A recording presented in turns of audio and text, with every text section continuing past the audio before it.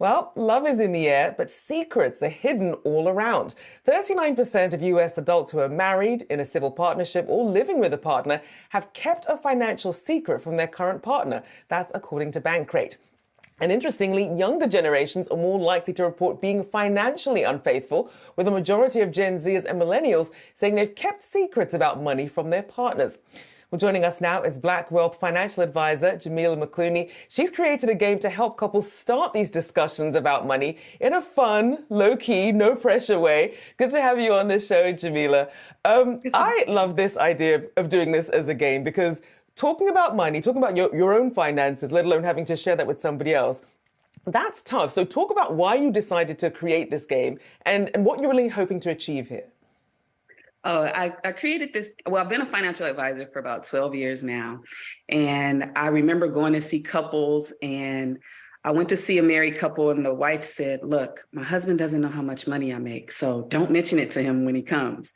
And I was thinking, wow, and I work with couples, and it's usually one of the couples wants to talk about it and work together. The other party in the couple just doesn't want to discuss the money. So there's a lot of secrets going on. And I realized that people aren't having the conversations about money that they should have. So knowing that communication, infidelity, and money issues are the top reasons for divorce, I said, I have to do something about it. Let me make a conversational game that's fun, that people can have the conversations that they should be having.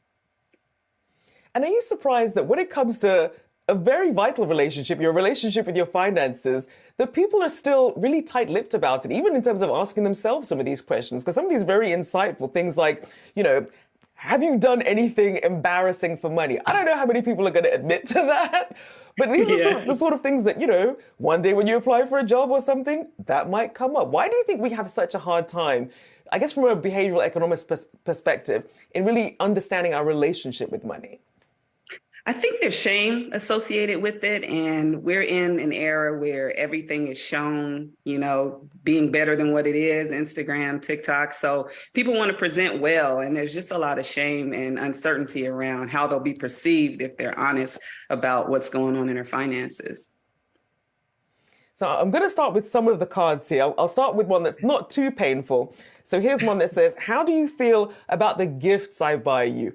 I don't know how likely you are to get into an argument about that. And the other one there is, what are you afraid to tell me about your finances or financial situation? I mean, these are some tough ones. First of all, talk about the gifts one. What does that question help people understand about their finances and how they relate to each other? I think sometimes people overspend. Maybe we just looked at the stats for how much people are spending this Valentine's Day. Maybe you don't have $200 to spend, but you're charging or borrowing or doing something so that you can impress the other person. So, or maybe your gifts are too cheap and I don't like them. So we need to talk about that so I can get what I want. I love that one.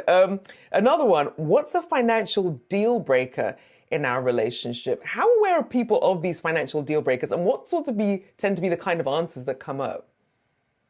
I think excessive debt is a big one. I don't think people are really aware of it as how it would affect them until they actually think about it. And it's important to think about that because, when you get married, your debt, joins. So how much debt do you have? How's your credit score? What have you been doing with your money? Do you have any money? Do you have any savings? So those things are important. And when you think about things that people ask, another one is, how would you describe my relationship with money? So this is how the other person views your spending. And that could be tough because, I've been guilty of, hiding a few bags in the back of the car or pulling something out slowly and putting it in the closet later on saying, I've had that for ages. But it's really a trust issue as well. So what does that mean in terms of how we're conditioned to think about our financial relationships? And because it even affects how we spend, how we invest as well. Yeah, I think we don't know how the other person's going to feel or if we're going to be judged for the things that we spend. Usually there's big differences between what your partner might think is important to spend money on and what you might think is important to spend money on. So keeping it secret is just an easier way to go. Or like you said, hiding those bags in the back of the closet and bringing them out at an appropriate time is just a little easier than maybe having those conversations up front. Well, clearly the discussions do need to be had. This is great stuff. And this is whether you're single, dating, in a committed relationship. Definitely some questions we should all be asking ourselves. Thank you for joining me this morning. Financial advisor Jamilah McCluney. Thank you so much.